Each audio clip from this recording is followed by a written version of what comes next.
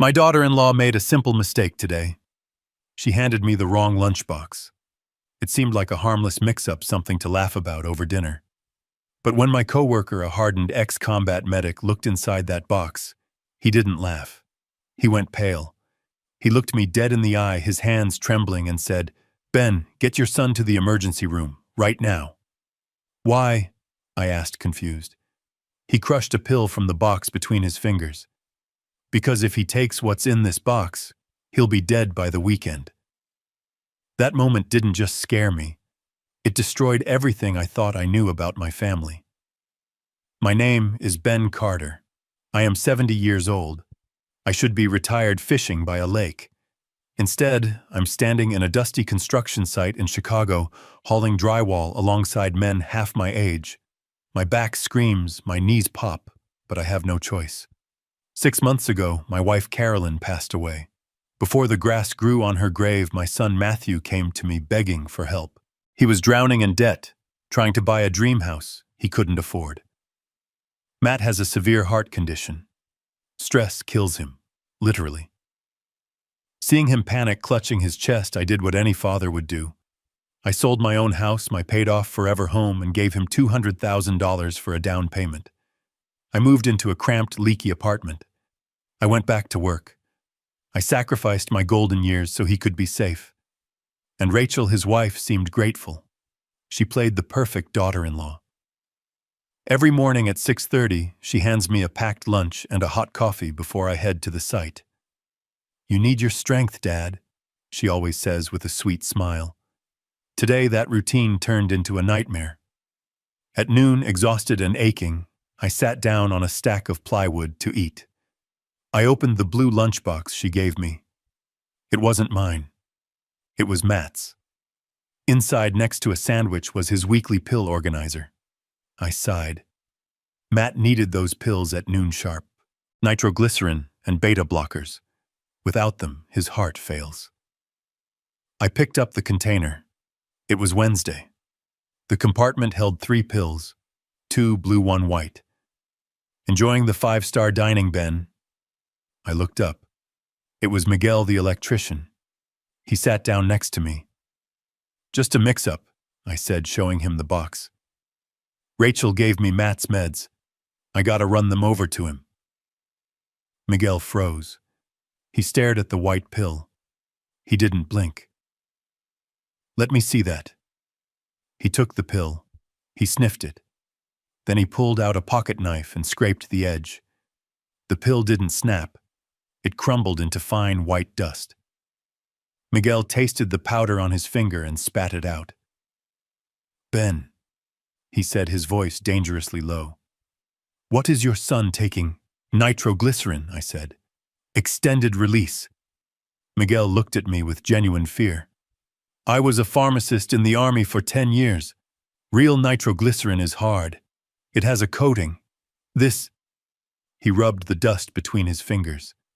"This is compressed flour and sugar. It's a placebo. A fake." I laughed nervously. "You're crazy. Rachel picks these up from the pharmacy herself." "Then she's picking up lies," Miguel snapped. He grabbed my shoulder. "Look at the texture. Someone pressed this in a mold. Ben, listen to me. If your son has heart failure and he thinks he's medicated, but he's eating flour, his heart isn't getting help. It's shutting down."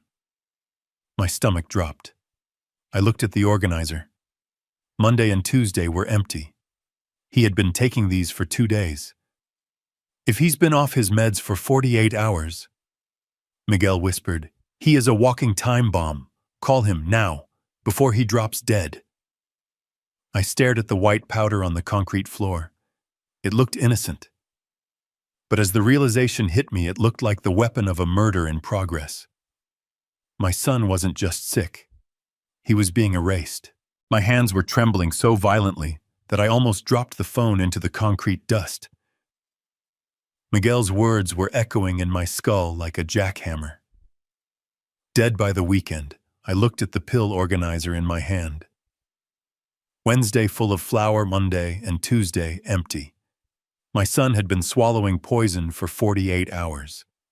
I dialed Matt first. I needed to hear his voice. I needed to know he was still breathing. The phone rang, and rang, and rang. Each ring felt like a countdown. "Pick up, son, please, just pick up." Then the voicemail clicked on. "Hi, you've reached Matt. Leave a message." His voice sounded so happy, recorded back when life was normal. I couldn't speak. I couldn't leave a message saying, "Hey son, stop taking your meds, they're fake." I hung up my breath, coming in short, shallow gasps. "Call her," Miguel said, his voice grim. "Call the wife." Right, Rachel. She was the one who packed the lunch. She was the one who picked up the prescriptions. I dialed her number. The phone felt slippery in my sweating palm. She answered on the second ring. "Hi, Dad," she chirped. Her voice was bright, sunny, completely at odds with the terror freezing my blood. "Did you enjoy the sandwich I used that honey mustard you like?" "Rachel," I choked out. My voice sounded wrecked, like I'd swallowed gravel. "You sent me Matt's lunchbox." There was a split second of silence on the line. A sharp intake of breath. Then chaos. "Oh my God, Dad!" she shrieked. Her voice shot up an octave, frantic and terrified. "I am so sorry. I am such an idiot. I realized it the moment I pulled out of the driveway. I was rushing to get Lily to school. I must have swapped them, and I'm on my way to his office right now with his actual lunch. I am so sorry." She sounded perfect. She sounded exactly like a frazzled mother making an honest mistake. For a heartbeat, I doubted myself. Could Miguel be wrong? But then I looked down at the white powder staining Miguel's calloused thumb. "Rachel, listen to me," I said, trying to channel the authority of the foreman I used to be. "Miguel is here. He used to be a medic. He looked at Matt's pills." I paused. I needed to hear her breathe. I needed to hear the truth in the silence. "He says they are fake, Rachel," I said, my voice low. "He says they are just compressed flour." The silence that followed was heavy, suffocating. I could hear the faint hum of traffic on her end. I waited for the denial. I waited for her to scream that Miguel was crazy. I waited for the panic of a wife realizing her husband was in danger. Instead, she laughed. It wasn't a villain's cackle. It was a breathy, relieved chuckle, the sound of someone who just narrowly avoided a car accident. "Oh, Dad," she sighed, her voice smoothing out instantly like silk. "You scared me half to death. Is that all?" "Oh, thank God." "Is that all?" I repeated, stunned. "Rachel, there is no medicine in these pills." "I know, Dad," she said, her tone shifting to something confidential, almost conspiratorial. "I completely forgot to tell you. It is the new protocol. I have been so scatterbrained lately." "What protocol?" I asked, looking at Miguel. He was shaking his head, his eyes dark. "Dr. Schneider," she said. "He is the new specialist we are seeing. He is from New York, top of his field. He believes Matt's body has built up a tolerance to the nitroglycerin. It is not working like it should." She spoke fast, confident, using medical buzzwords that sounded expensive. "He wants to do a full system detox," she explained. "He wants to flush Matt's system before starting him on a new experimental drug from Switzerland. It is called cardioprenol. It costs $2,000 a month, but it could save his life." "But flour," I stammered. "Why flour?" Her voice dropped to a whisper. "Because of Matt, Dad. You know how anxious he is. If we told him he was going off his meds for 5 days, he would panic. His blood pressure would spike, and the stress alone could kill him. So Dr. Schneider prescribed a blind cycle. We give him placebos. We trick his mind into staying calm while his body detoxes.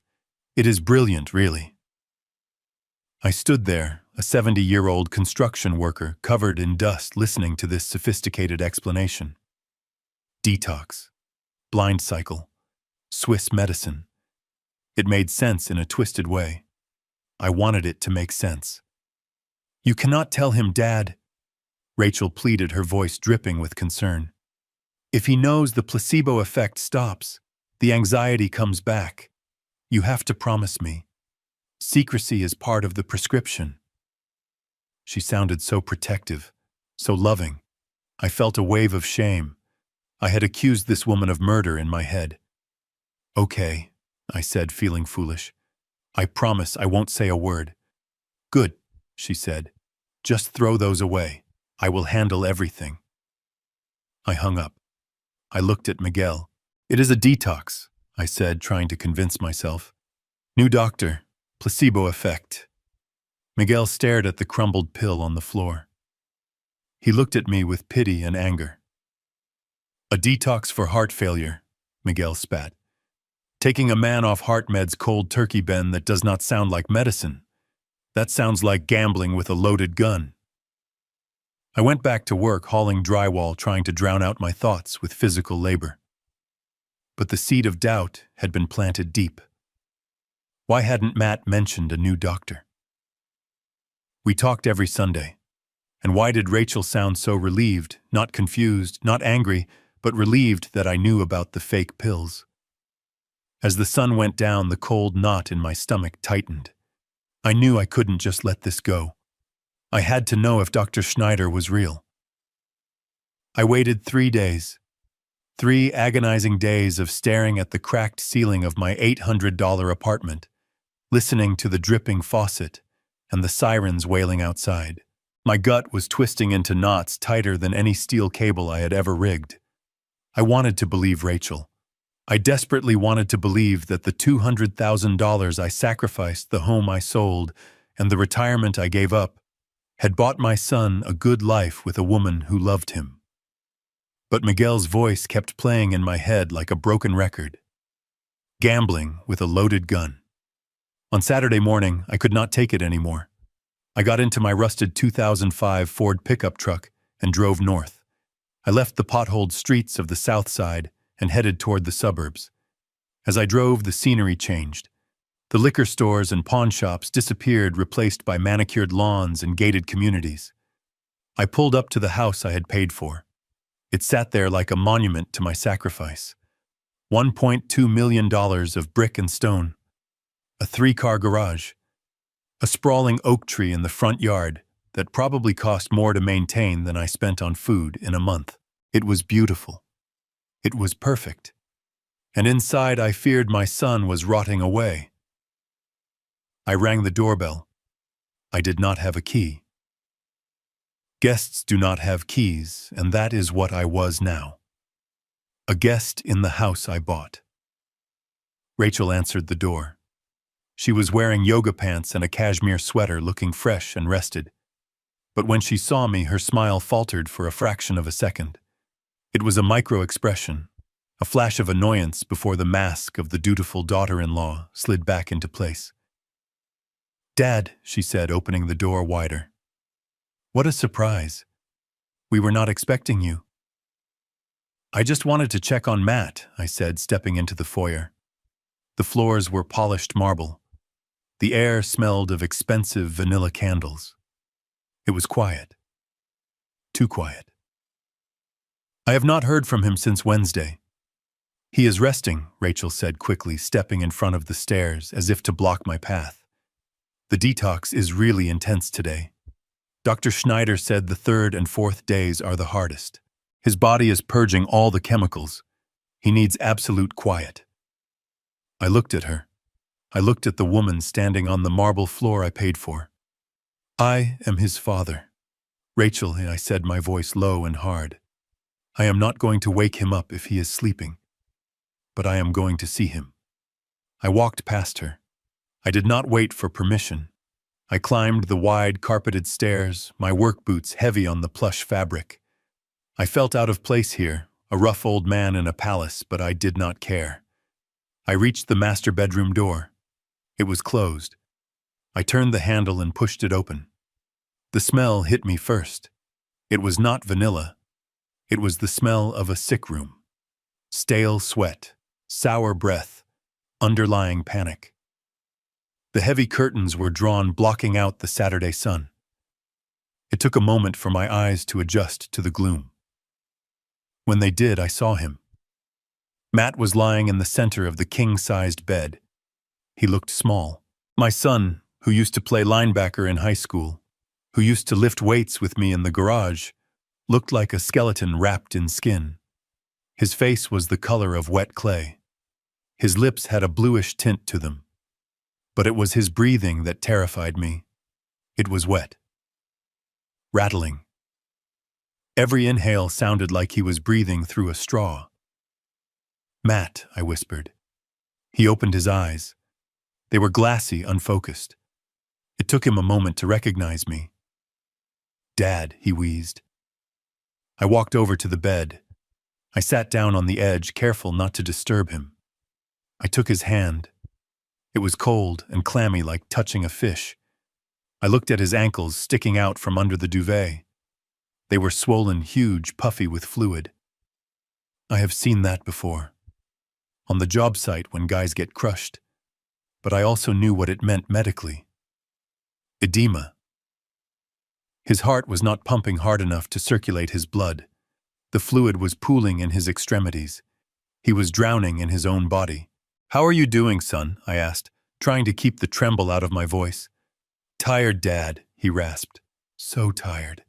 Chest feels heavy, like there is a cinder block sitting on it." Rachel bustled into the room behind me. She was carrying a glass of water with a slice of lemon in it. "Oh, Matt, honey, you need to hydrate," she cooed, her voice dripping with exaggerated concern. She set the water down and adjusted his pillows, fluffing them aggressively. She looked at me with sad eyes.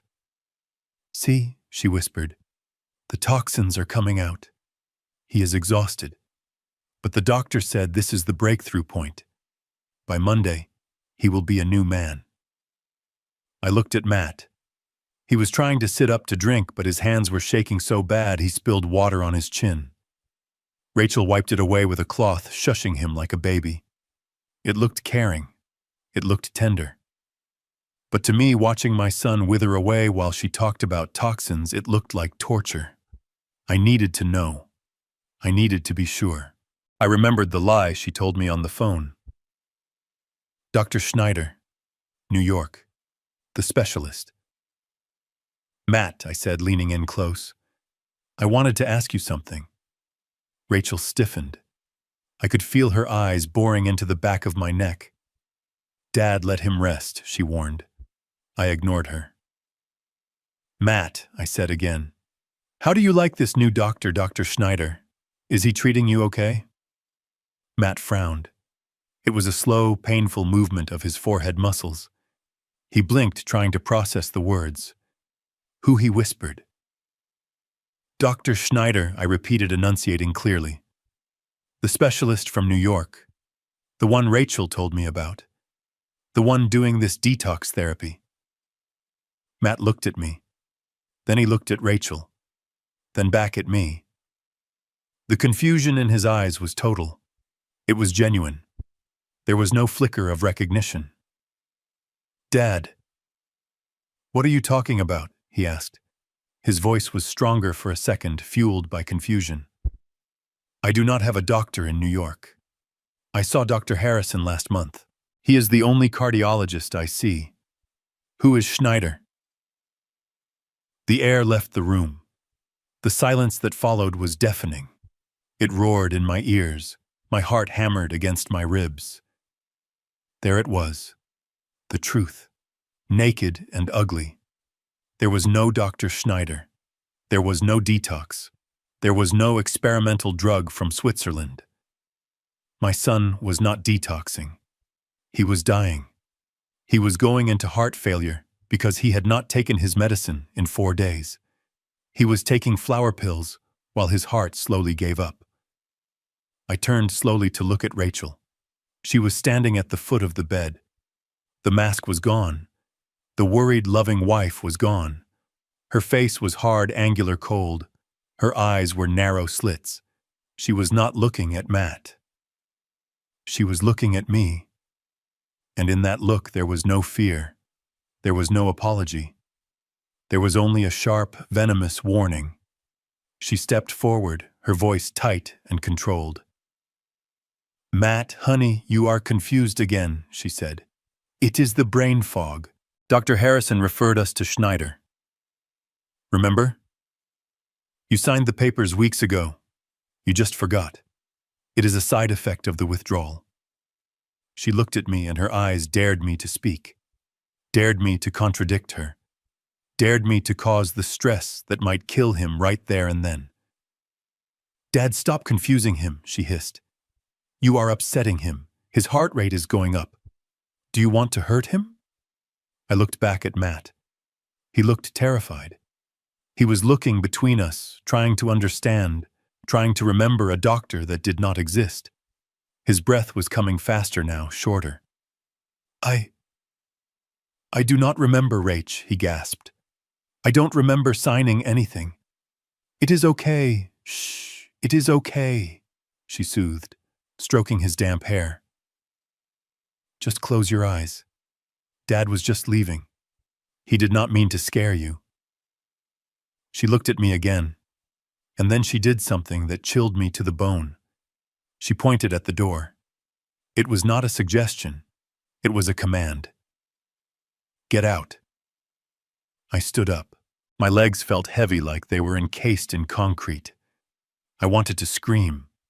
I wanted to grab her by her expensive sweater and shake the truth out of her. But I looked at Matt. He was gasping, clutching his chest.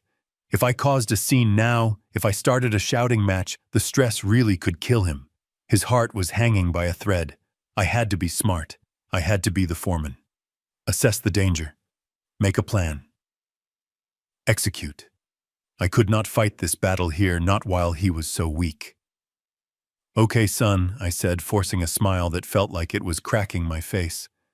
"I must be mixed up. I am getting old, you know? Memory is not what it used to be. You just rest. Listen to Rachel." I walked to the door. Rachel followed me out into the hallway. She closed the bedroom door softly behind her. As soon as the latch clicked, she turned on me. She did not yell. She stepped into my personal space, smelling of vanilla and malice. "You need to leave, Robert," she whispered. "You are confusing him. You are interfering with his treatment. If you come back here and stress him out again, I will ban you from this house. I will not let you see him or Lily. Do you understand?" I looked at this woman, this stranger. I thought about the $200,000.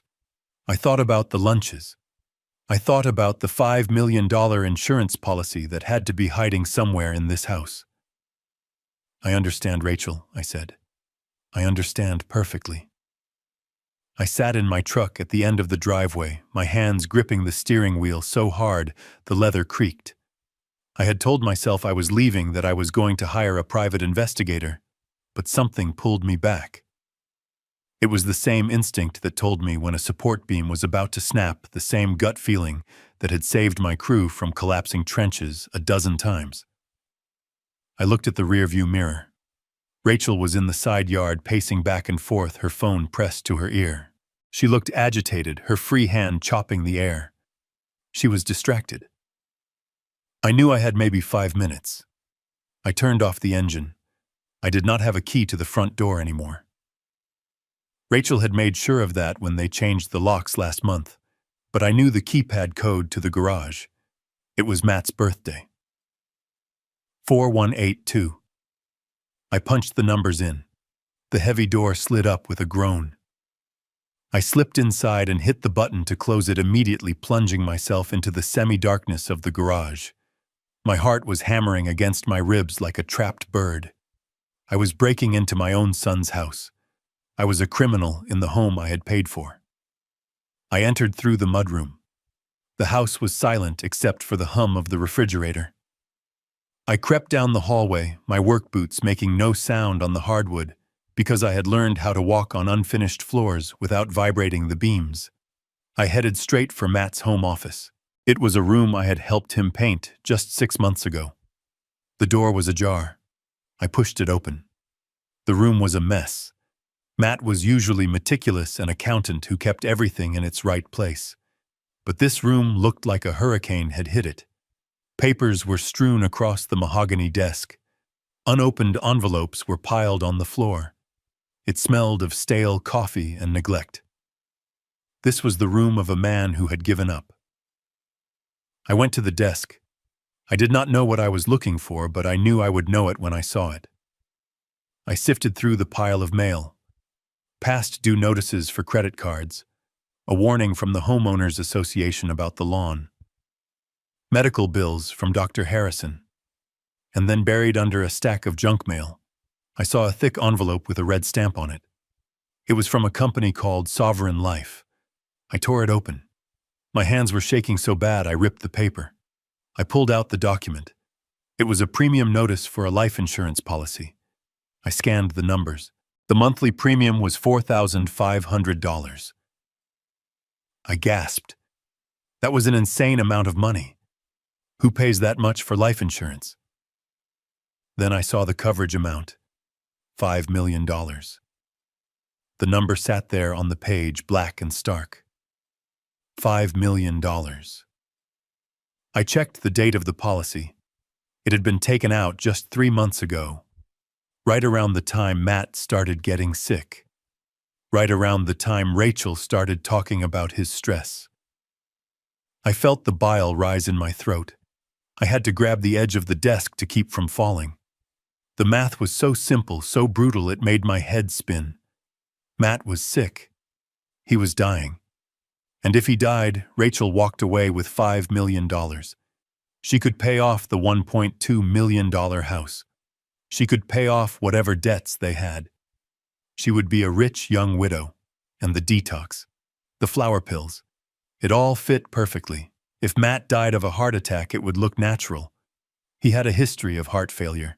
No one would question it. The autopsy would show his heart gave out. They would not look for poison because there was no poison. There was just the absence of medicine. She was killing him by taking away the only thing keeping him alive. I heard the back door slide open. Rachel was coming back inside. I shoved the document back into the envelope and buried it under the stack of mail, trying to make it look exactly as I had found it. I backed out of the room, my heart thumping so loud I was sure she could hear it. I slipped into the mudroom just as I heard her heels clicking on the kitchen tile. "I hate this," she was saying into her phone. "I hate waiting. It is taking too long." I did not stay to hear the rest. I slipped out the side door of the garage, pressing the keypad to close it behind me. I ran to my truck, crouching low so she would not see me through the windows.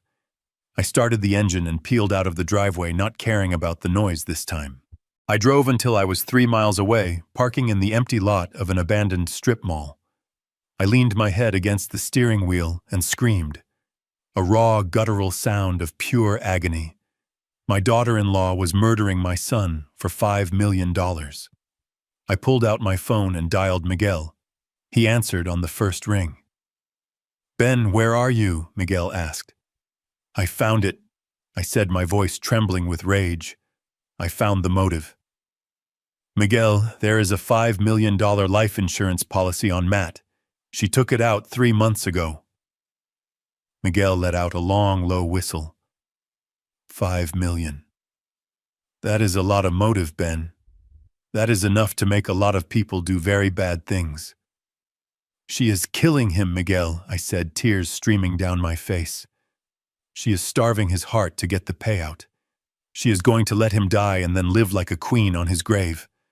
I have to go to the police. I have to tell them." "No," Miguel said sharply. "Ben, stop. Listen to me. Do not go to the police. Not yet." "Why not?" I shouted. "She is killing him because you have nothing." Miguel snapped.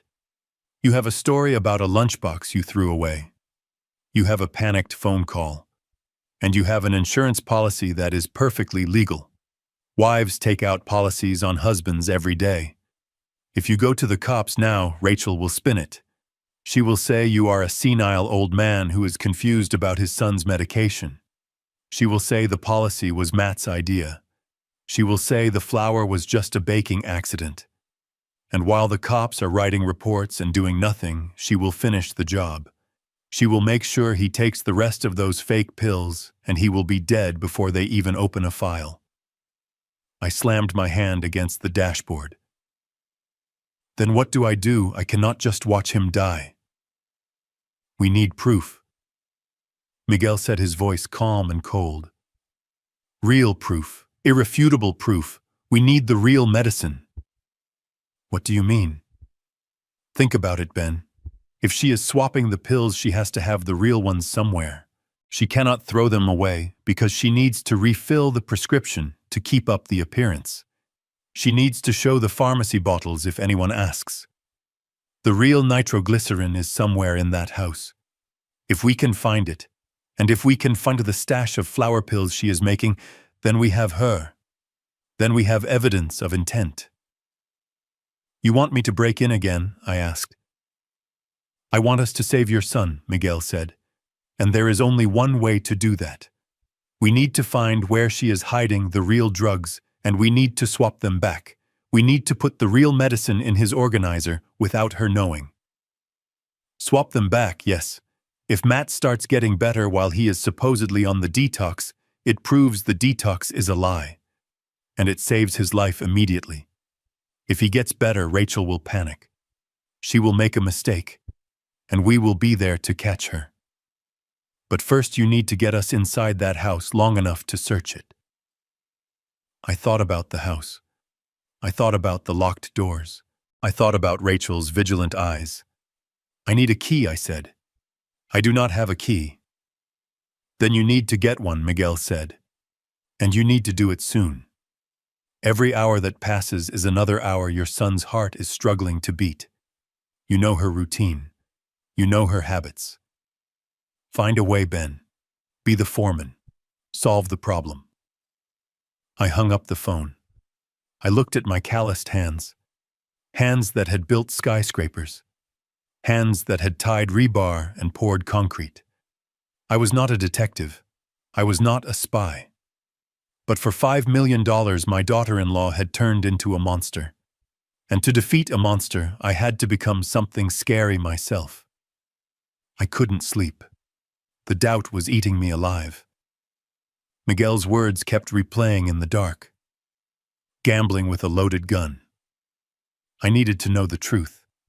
I needed to talk to the one person who would know Matt's medical history better than anyone. I sat in my truck the next morning and called Dr. Harrison, Matt's cardiologist for the last 10 years. My hand shook as I held the phone. Dr. Harrison, I said when he came on the line. I am sorry to bother you. I am confused about Matt's new treatment. New treatment? Harrison asked, his voice professional but puzzled. What do you mean, Ben? The detox, I said. Did you refer Matt to a specialist in New York, a Dr. Schneider? Rachel said you signed off on a placebo cycle to prepare him for some Swiss drug. The silence on the other end was absolute. Then Harrison's voice came back sharp and alarmed. Ben, who told you this? Rachel, I whispered. Ben, listen to me carefully. Harrison said, his tone turning icy. There is no Dr. Schneider. There is no detox protocol for heart failure. If Matt stops taking his nitroglycerin, his heart will fail. He could die within days. This is not a treatment. This is negligence. I felt the blood drain from my face. But the pills, she said. Rachel came into my office last Tuesday, Harrison interrupted. She picked up Matt's refill, a 3-month supply of extended-release nitroglycerin. The copay was $400. I handed the bag to her myself. She has the medicine, Ben. The phone almost slipped from my hand. She had the cure. She had the life-saving drugs in her possession, and she was choosing to feed him flour. She wasn't just negligent. She was methodical. Thank you, doctor, I said, my voice dead. That is all I needed to know. I hung up. The grief was gone, replaced by a cold, hard rage. I needed to get into that house. I needed to find those pills. But Rachel had changed the locks. I couldn't just walk in. I needed a key. I drove back to my miserable apartment. I needed a plan. Rachel prided herself on being the perfect daughter-in-law. She loved to play the caretaker. I would use that against her. I would use her own fake kindness as a weapon. I set the stage. I pulled a heating pad out of the closet and threw it on the bed. I scattered some old painkiller bottles on the nightstand. I messed up the sheets to look like I had been thrashing in pain. Then I dialed her number. I closed my eyes and channeled every ounce of pain, every ache in my 70-year-old joints. "Rachel," I wheezed into the phone. "Dad." "What's wrong?" "I fell." I gasped, letting a little whimper escape. "At the site. My back. I can't move. I'm stuck in bed. I haven't eaten all day." "Oh no," she cried, her voice thick with performative sympathy. "Do you need an ambulance?" "No money for that," I groaned. Could you bring me some soup, please?" She took the bait. "I'm on my way, Dad. Stay right there."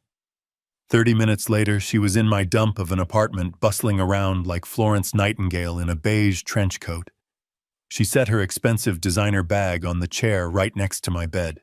"You poor thing," she cooed, touching my forehead with a cool hand. "I'll heat this soup up for you." She turned and walked to the tiny kitchenette. I heard the microwave hum to life. This was my chance. I sat up, ignoring the stiffness in my back. I reached for her bag. My heart was hammering against my ribs like a trapped bird. I unzipped the main compartment. It was a mess of makeup and tissues. My rough, calloused fingers clawed through the clutter, searching for the cold bite of metal. I heard the microwave ding. Panic surged through me. I dug deeper. My fingers brushed a keyring. I grabbed it. It was heavy. I quickly separated the keys, looking for the one with the blue plastic cap, the spare key she kept for the dog walker. "Dad." "You okay?" Rachel called from the kitchen. I froze. "Just shifting?" I groaned loudly, ripping the key off the ring. I shoved it under my pillow just as she walked back into the room. She was smiling, holding a steaming bowl of soup. She looked at me, then at her bag. The zipper was slightly wider than she had left it. I held my breath. "Here we go," she said, oblivious. "Nice and hot." She fed me the soup. The woman who was murdering my son was feeding me dinner. I swallowed every spoonful, choking down the bile. I needed her to believe I was weak. I needed her to believe she was in control.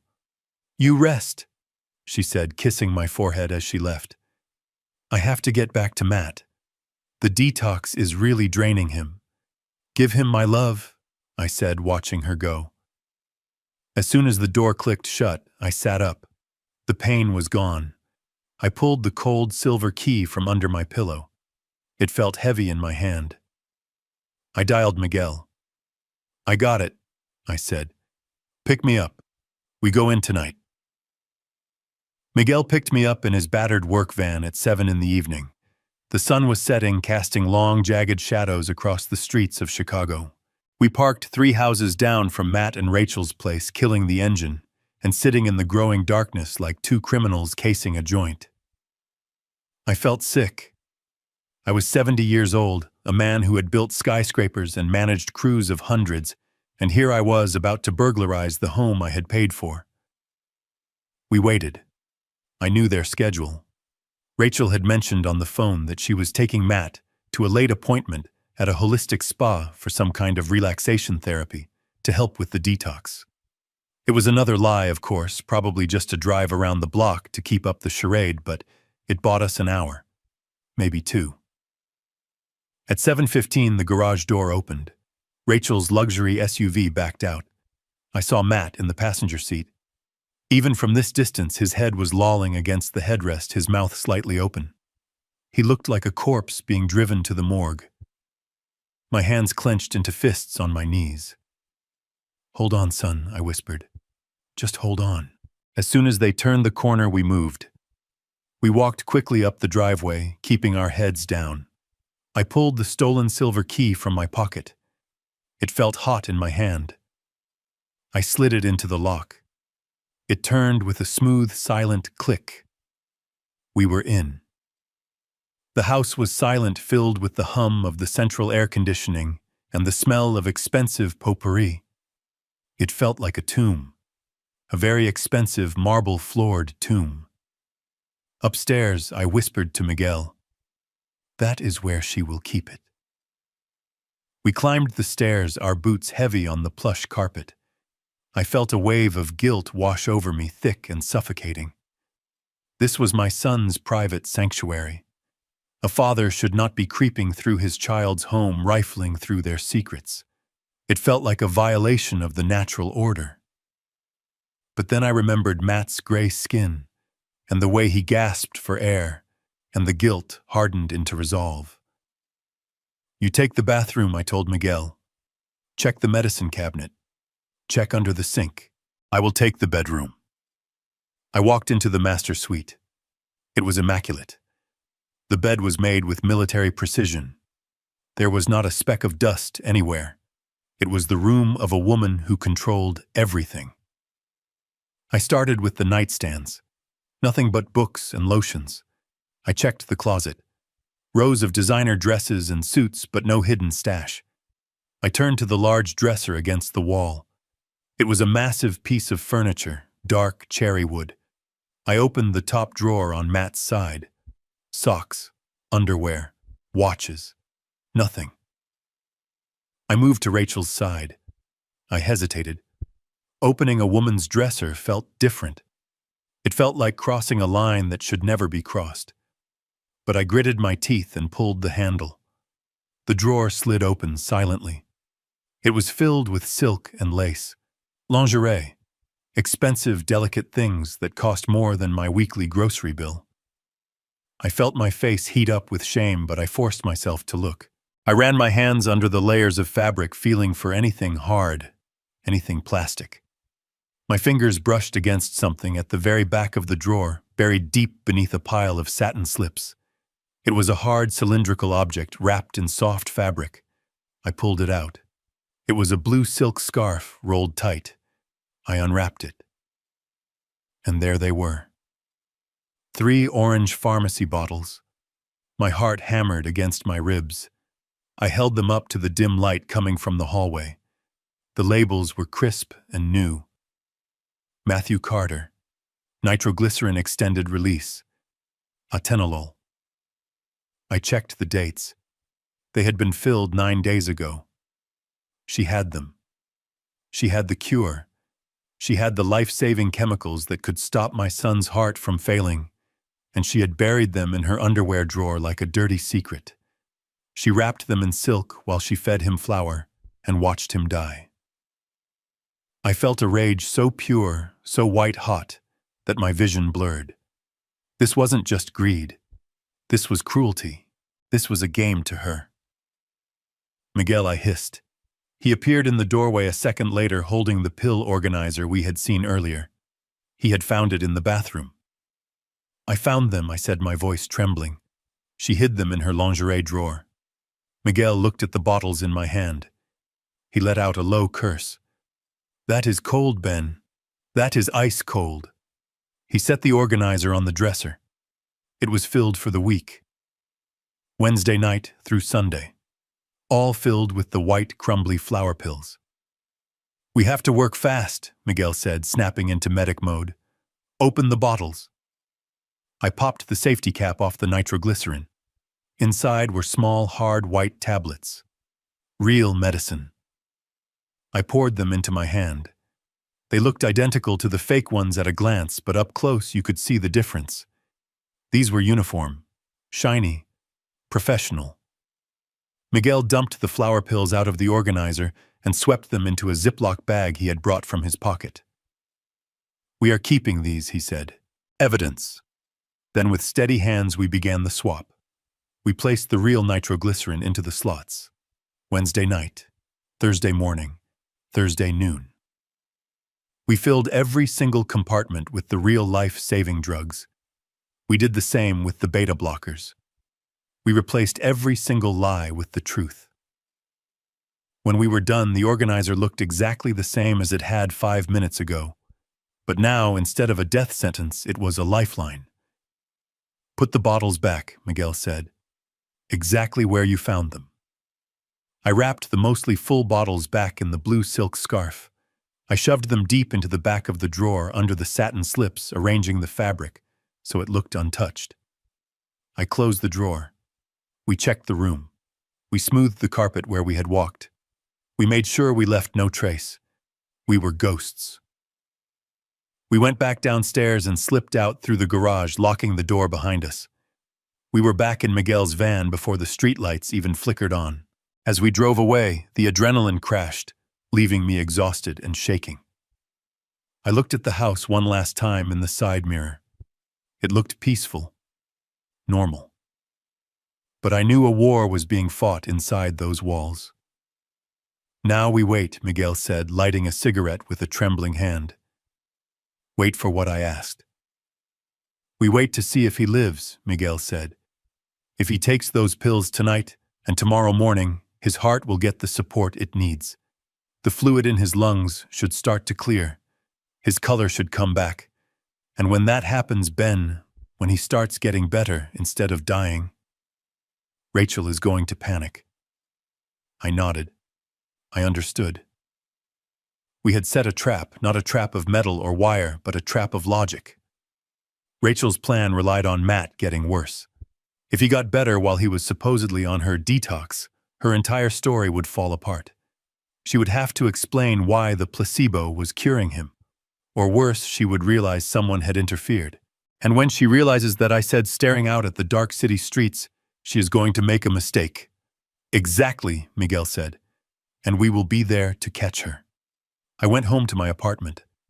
I sat in the dark, clutching my phone. I pictured Matt walking into that house, tired, dying. I pictured him drinking a glass of water and swallowing the pills we had planted. I prayed. I am not a religious man, not since Carolyn died, but I prayed that night. I prayed that the medicine was strong enough. I prayed that we were not too late. I did not sleep. I just watched the phone, waiting for the signal that the tide had turned. I was terrified, yes. But for the first time in a week, I wasn't helpless. I had struck back. I had put a shield between my son and the woman who wanted to kill him. Now I just had to wait for the monster to show her true face. The 24 hours following the break-in were a blur of paranoia. I was back in my apartment, but my mind was still in that bedroom, wondering if Rachel had opened the drawer, wondering if she had noticed the bottles were shifted a fraction of an inch. I couldn't just sit there. The silence of my room felt like a coffin. On Tuesday night, unable to sleep, I drove back to their neighborhood. I parked 2 blocks away, hidden in the shadow of a large oak tree, just watching. I needed to see if the ambulance came. I needed to know if I had killed my son or saved him. That's when I saw them for the first time. Not in a photo from a private investigator, but in flesh and blood. A black SUV rolled slowly down the street. It didn't have its headlights on, just the amber parking lights glowing like the eyes of a predator. It crawled past the manicured lawns and sleeping houses until it stopped directly in front of Matt's driveway. I slumped low in my seat, holding my breath. My heart hammered against my ribs. The window of the SUV rolled down. A lit cigarette butt flicked out, sparking against the pavement. Then a man leaned out. Even from this distance, I could feel the menace radiating off him. He wasn't looking at the house casually. He was memorizing it. He was measuring the distance from the door to the street. He was calculating angles. He pulled out a phone and snapped a picture of the front window, Lily's bedroom window. A cold rage washed over me, instantly replacing my fear. These weren't just loan sharks. These were butchers. They were marking their territory before the slaughter. Then the front door of the house opened. Rachel stepped out onto the porch. She was wearing a bathrobe, hugging herself tight against the chill. She looked small, frail, nothing like the composed woman who had lied to my face. She stared at the SUV. She didn't scream. She didn't run inside. She just stood there, frozen like a rabbit caught in the high beams of a semi-truck. The man in the SUV laughed. It was a low, cruel sound that carried on the night wind. He made a gun shape with his hand, pointed it at her, and mimed the recoil. Rachel flinched as if she'd been physically struck. She stumbled back, nearly tripping over the welcome mat, and slammed the door shut. The sound of the deadbolt sliding home echoed in the quiet street. The SUV lingered for another 10 seconds, an eternity, before peeling away into the night. I sat there, gripping my steering wheel until my knuckles turned white. I realized then that Miguel was right. This wasn't a game. Rachel wasn't killing Matt out of simple greed. She was terrified. She was living in a war zone I had only just discovered. I wanted to drive up there. I wanted to bang on the door and tell her I knew, tell her I could help. But I stopped myself. If I revealed my hand now, before the medicine had time to work, before Matt's mind cleared, I would blow everything. I needed Matt strong enough to face the truth. I needed him alive. I started my truck and drove away, leaving the house to its nightmares. But that image, the man pointing a finger gun at my daughter-in-law, burned into my retinas. It confirmed one thing. The clock wasn't just ticking for Matt's heart. It was ticking for all of us. And I was running out of time. The next 72 hours were a masterclass in torture. I sat in my cramped, mildew-scented apartment, staring at the peeling paint on the ceiling, waiting for my phone to ring. I didn't sleep. I couldn't.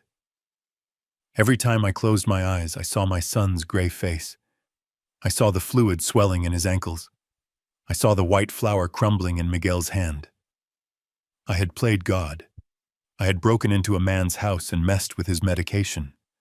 Miguel assured me that the nitroglycerin would work fast, that it would dilate his blood vessels, drop the pressure on his heart, and clear the fluid from his lungs within hours. But Miguel was a medic in a war zone 30 years ago. What if we were too late? What if the damage Rachel had inflicted was already permanent? What if by the time I swapped those pills, Matt's heart was already too far gone to be saved? I jumped every time a siren wailed outside on the Chicago streets. My heart seizing up, terrified it was an ambulance racing toward the suburbs, terrified that Rachel had found the real pills and flushed them, terrified that I would get a call from the coroner instead of my son. Wednesday afternoon arrived like a slow execution. The silence in my apartment was deafening. I was pacing the floor, wearing a path in the cheap linoleum, counting the cracks in the tiles, just to keep my mind from snapping. Then, at 2:14 p.m., my phone buzzed. It vibrated against the nightstand like an angry hornet. I stared at the screen. Matt. My breath caught in my throat. I reached out my hand, trembling. This was it. This was the moment I found out if I was a savior or a failure. I slid my thumb across the screen and brought the phone to my ear. "Hello," I said. I braced myself for a weak whisper. I braced myself for Rachel's fake, sobbing voice telling me he was gone. "Dad." The voice that boomed through the speaker nearly made me drop the phone. It wasn't a wheeze, it wasn't the dry rattle of a dying man. It was loud. It was resonant. It was the voice of the linebacker I had raised, the boy who used to carry 80-pound bags of cement like they were pillows. "Matt," I asked, sinking onto the edge of my lumpy mattress, because my knees suddenly felt like water. "Is that you?" "You are not going to believe this, Dad," he said, and I could hear the grin in his voice. I could hear the oxygen filling his lungs. "I feel incredible. I mean absolutely incredible." What happened?" I asked, playing the part though my heart was soaring. "I woke up this morning and it was like a fog had lifted." He said the words tumbling out of him in a rush of adrenaline. That heaviness in my chest, gone. The swelling in my legs, gone. "I can see my ankles again, Dad. I actually walked Lily to the bus stop this morning, a half mile, and I didn't even get winded. I didn't even have to stop." I closed my eyes, a wave of relief washing over me so powerful it made me dizzy. It worked. The real medicine. The chemistry I had smuggled into his drawer like a thief was coursing through his veins. It was doing what it was designed to do. My son was alive. "That is wonderful news, son," I said, my voice thick with emotion I tried to hide. "I am so glad." "It is this detox, Dad." Matt continued, his enthusiasm bubbling over. Rachel was right. I doubted her, I admit it. The first few days were hell. I felt like I was dying. But she kept saying it was just the toxins leaving my system, and she was right. Dr. Schneider is a genius. My body just needed a hard reset. I feel 10 years younger. I even mowed the lawn this afternoon. Can you believe that I pushed the mower for 40 minutes? I felt a spike of cold anger pierce through my relief. He was praising the poison. He was crediting the detox, the very lie that was designed to kill him for his recovery. He was thanking the woman who had tried to stop his heart for the miracle I had delivered. "That is amazing, Matt," I said, forcing my voice to remain neutral. "And what does Rachel think? Is she happy?" There was a pause on the line, a strange, hesitant silence that spoke volumes. "Yeah, she is. She is surprised," Matt said, his tone shifting slightly, losing some of its manic energy. "I think she is just in shock. She keeps asking me if I am sure I feel okay. She is really worried I might be having what did she call it? A false rally. Like a surge of energy before a crash. She keeps trying to make me lie down, but I have too much energy. I feel like I could run through a wall." "Hey, honey," Matt shouted away from the phone, his voice echoing in their large kitchen. "Dad is on the line. I told him the detox worked. I told him I'm back." I strained my ears against the speaker. In the background, I heard a distinct crash, the sound of glass shattering on a hard tile floor. Then I heard Rachel's voice. It wasn't the smooth, confident, syrup-sweet voice of the woman who had kicked me out of the bedroom on Saturday. It was high, thin, vibrating with terror. "Matt, stop!" she shrieked in the distance. "Sit down. You shouldn't be up. Your heart, it isn't ready. You are going to kill yourself." She wasn't worried for his health. She was terrified of his life.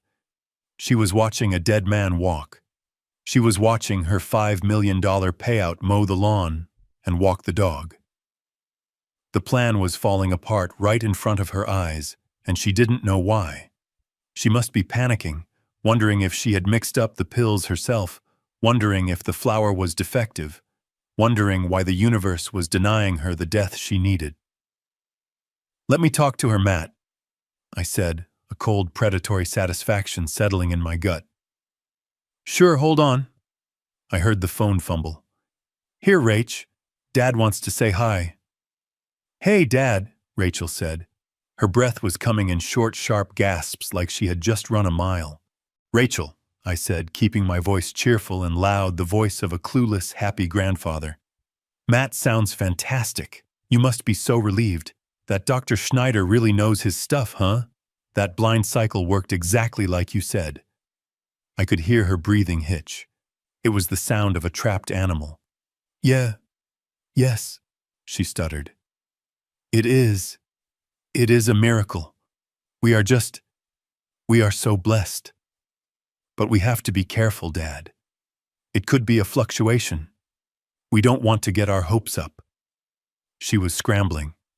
I could hear the gears grinding in her head, trying to find a new angle, a new lie to put him back in that bed, to stop his heart again. She sounded desperate. "Well, you just keep doing what you are doing," I said, my voice dripping with irony she couldn't detect. "It is clearly working. Give him his afternoon dose. Don't miss a single one." I will," she whispered. I hung up the phone. I sat there for a moment, savoring the small victory. My son was safe for the moment. The medicine was in his system. Rachel was cornered. But the war wasn't over. I still didn't understand the full picture. I knew how she was doing it, but I needed to understand the why deep down. Greed was a powerful motivator, yes, But $5 million, that felt specific. That felt urgent. My phone buzzed again. It wasn't Matt this time. It was a number I didn't recognize. "Ben Carter," a gravelly voice asked. "Yes. This is Vance, the private investigator." My stomach tightened. I had hired Vance with the last $5,000 I had to my name. It was a gamble throwing away my safety net, but I needed to know what was happening in my son's financial life. "I found something, Ben," Vance said. His voice was grim, devoid of the professional detachment he usually carried. "And you are not going to like it. In fact, you need to see this immediately. Can you meet me? I am at the diner on 4th Street. "I'm on my way." I drove to the diner in a daze. Vance was sitting in a back booth nursing a black coffee and chain-smoking, even though the no smoking sign was right above his head. He looked like a man who had seen everything and liked none of it. He didn't waste time with pleasantries. He slid a thick manila folder across the greasy table. "I dug into your son's financials," Vance said, tapping the folder with a nicotine-stained finger. "And I looked into the wife. Rachel is clean mostly. She spends a lot on clothes, sure keeps up appearances, but nothing criminal. But your son Matthew..." He took a drag and blew the smoke away from me. "Your son is drowning, Ben. But not in a mortgage. Not in student loans." I opened the folder. It was a sea of red ink. Bank statements, credit card bills, and transaction logs. Pages and pages of transaction logs. "What am I looking at?" I asked, squinting at the rows of numbers. "Addiction," Vance said flatly. "Online gambling. Crypto casinos based in Malta. Sports betting apps. High-stakes poker sites." He flipped a page, pointing to a series of massive withdrawals from 3 years ago. "He lost the down payment you gave him in the first 6 months," Vance said. "He tried to double it on a crypto scheme and lost 80%. Then he tried to win it back on sports betting. He chased his losses, Ben. And he kept digging." I felt the blood drain from my face. The $200,000. My house, my memories, my retirement. Gone. Vaporized in an online casino while I was sleeping on a lumpy mattress. "It gets worse," Vance said, his voice dropping lower. "When the banks cut him off when the credit cards were maxed out, he didn't stop. He went to private lenders. The kind that don't check credit scores but do check where your kids go to school." "Loan sharks," I whispered. "Big ones," Vance confirmed. "A syndicate operating out of the East Side. They run the numbers for half the city." I found the digital paper trail on a burner phone account linked to his email. Threats, deadlines, pictures. He slid a glossy photo across the table. It was a surveillance shot. My son Matt standing in a parking lot arguing with 2 large men next to a black SUV. Matt looked terrified. "He owes $300,000, Ben," Vance said. "Principal plus vigorish. They are squeezing him. They told him if he didn't pay by the end of the month, they were going to start taking payment in blood." I stared at the photo. $300,000.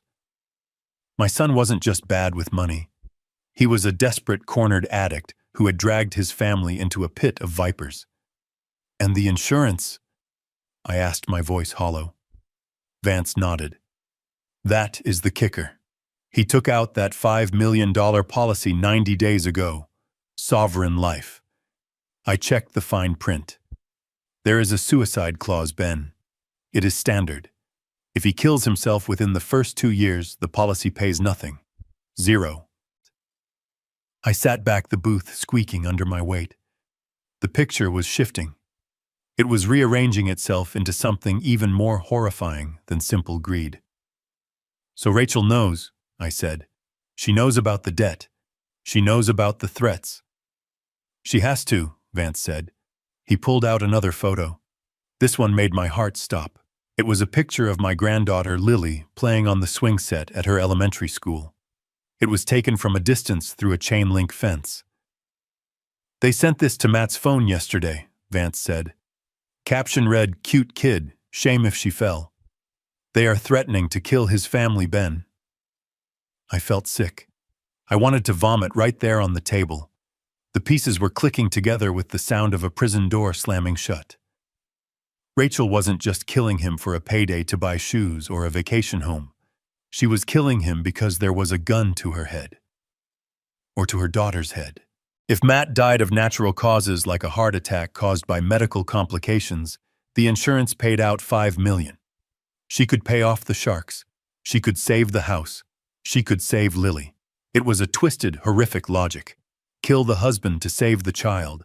Sacrifice one life to save two. So she is doing it to pay the debt, I murmured. She is sacrificing him to save Lily. Vance shrugged. Or maybe they are in it together. Maybe he knows. Maybe he doesn't. But one thing is clear, Ben. The deadline the Sharks gave him, it's next Tuesday. I looked at the date on the calendar on the wall. Today was Friday. Tuesday was 4 days away. That was why she was panicking. That was why she was terrified when Matt started getting better. She was running out of time. If Matt didn't die by Tuesday, the Sharks would come for Lily. The detox had to work now, or it was all over. I stood up. My legs felt heavy, but my mind was clear. The anger I had felt toward Rachel was still there, but it was complicated now. It was mixed with horror and pity. My son had created this mess. His addiction, his lies. He had invited the devil into his home, and now his wife was trying to pay the devil with his soul. I threw a $20 bill on the table for the coffee I hadn't touched. "Thank you, Vance," I said. "Where are you going?" Vance asked. "I'm going to stop a murder," I said. I walked to my truck. I checked my phone. I had a voicemail from Matt. "Dad, pick up. I'm going to take Lily for ice cream. I feel great. This is the best day I've had in years." I listened to his happy, oblivious voice. He was celebrating his health while the executioner sharpened the axe. He was buying ice cream, while his wife was probably frantically trying to figure out how to kill him faster. I realized then that I couldn't wait any longer. I couldn't play games with pill organizers and secret keys. The danger was real, and it was standing on their doorstep. The black SUV wasn't just a threat. It was a promise. I started the engine. I wasn't going back to the apartment. I was going to their house. And this time I wasn't going to knock. I wasn't going to play the frail old man. I was going to kick the door down and force the truth into the light before the Sharks came to feed. I pulled out onto the road, my tires screeching. Tuesday. I had until Tuesday. But looking at the desperation in Rachel's eyes earlier, I knew Matt might not make it through the night if I didn't act now. I was halfway to their house when my phone buzzed against the dashboard. It was Vance, the private investigator. His voice was tight, stripped of the earlier cynicism. He sounded like a man watching a train wreck in slow motion. "Ben," he said, "you need to get there now. I have eyes on the place. A black SUV just pulled up 3 houses down. No plates. 2 guys inside, and they are not delivering pizza. They are watching the driveway." My blood ran cold. The Sharks were circling. They were not waiting for the end of the month. They were there to intimidate, to threaten, maybe to make good on the photos they had sent. I slammed my foot on the accelerator. My old Ford groaned in protest, the engine whining as I pushed it past 70 on the suburban streets. I did not care about speed tickets. I did not care about safety. My granddaughter was in that house. My son, the idiot gambler, was in that house. And the woman who I thought was a murderer was in that house. I drove with the desperation of a man who has already lost too much. I thought about the $300,000. It was a staggering amount of money, but compared to a life, it was paper. I thought about the $5 million policy. It sat there like a tombstone over my family. I screeched into the driveway, ignoring the black SUV parked down the street. I saw 2 heads turn in that vehicle watching me, but they did not move. They were just the messengers of fear for now. I jumped out of the truck, my boots hitting the pavement hard. I did not go to the front door. I went straight for the garage keypad. 4182, Matt's birthday. I punched it in so hard I almost cracked the plastic. The door began its slow, mechanical ascent. I did not wait for it to open fully. I ducked under it when it was waist-high, scrambling into the garage like a soldier in a trench. I burst into the mudroom. The house was not silent this time. It was filled with noise. Screaming. It was coming from the kitchen. It was a raw, hysterical sound that made the hair on my arms stand up. It was my son. I ran down the hallway, my heart hammering against my ribs like a sledgehammer. I reached the kitchen doorway and stopped. The scene before me froze my breath in my lungs. It was a beautiful kitchen. I remembered when they renovated it. $50,000 in granite countertops, stainless steel appliances, and custom cabinetry. It was a kitchen designed for family dinners and holiday baking. But right now, it looked like a war zone. Rachel was slumped on the floor near the refrigerator, her face buried in her hands, her body shaking with violent, racking sobs. She looked broken, defeated. And Matt, my son who just 3 days ago was on his deathbed, was standing over her. He looked vibrant. His color was good. His legs were strong. The real medicine I had swapped had done its job perfectly. He was physically healed. But mentally, he was unraveling. He was holding an orange prescription bottle in his hand. He was shaking it at her, his face twisted into a mask of pure, unadulterated anguish. "Why am I not dead?" he screamed. His voice cracked, echoing off the expensive tile. "Why am I standing here, Rachel? I took them all. I took every single one of them this morning." I stood in the shadows of the hallway, paralyzed. This was not what I expected. I expected to find Rachel force-feeding him poison. I expected to find a victim and a villain. But Matt was not acting like a victim. He was acting like a man whose plan had failed. Matt threw the bottle across the room. It smashed against the subway tile, backsplash shattering into orange plastic shards. "You promised me," he roared, tears streaming down his face. "You promised you would help me. I woke up today feeling great. I walked Lily to the bus. I mowed the lawn. My heart is beating like a drum, Rachel. It is strong. Why is it strong?" Rachel looked up, her face a mess of mascara and tears. "I do not know, Matt," she wailed. "I swear to you, I do not know. I gave you the flour. I made them myself. Just like you asked. I swapped them out." "You are lying," Matt shouted. He paced the kitchen floor like a caged animal. "You got scared. You chickened out. You gave me the real medicine, didn't you? You want them to kill us, and you want those men outside to come in here and hurt Lily." I leaned against the doorframe, my world tilting on its axis. The conversation was nonsensical. It was insane. My son was screaming at his wife because she had saved his life. He was furious because he was healthy. "No, Matt. No, Rachel," sobbed, crawling toward him and grabbing his leg. "I want you to live. I never wanted to do this, but I did what you said. I swear I emptied the capsules. I filled them with flour. I hid the real ones in my drawer. I do not know why you are getting better. Maybe your heart is just too strong." "Too strong," Matt laughed. It was a manic, terrifying sound.